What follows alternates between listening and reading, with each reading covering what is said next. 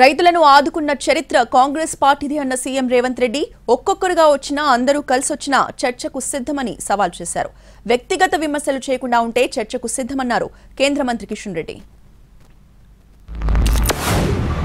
BJP నాయకులను BRS నాయకులను ఒకరొక్కరికి వస్తారు, అందరు కలిసి వస్తారు. ఎట్లొస్తారో అట్లా రాండి. అసెంబ్లీలో తేలుద్దామా, పాలమూరు గడ్డ మీద తేలుద్దామా? మొదటి సంవత్సరంలో 25 లక్షల రైతు కుటుంబాలకు 21,000 కోట్ల రూపాయల రైతు రుణమాఫీ చేసిన పేటెంట్ కాంగ్రెస్ పార్టీ గ్యారంటీ అని నేను చెప్పదలుచుకున్నా.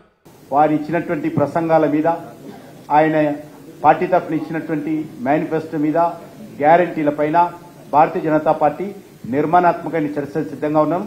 గతంలో కూడా నేను కేసీఆర్ విషయంలో అదే చెప్పాను, ఇప్పుడు కూడా అదే చెప్తున్నాను. భాష విషయంలో కేసీఆర్ లాగా రేవంత్ రెడ్డి గారు మాట్లాడుతున్నారు. ఆ భాష మాట్లాడకుండా కంట్రోల్ ఉంటైతే తప్పకుండా రేవంత్ రెడ్డితో ఎక్కడైనా చర్చకు సిద్ధంగా ఉన్నారు.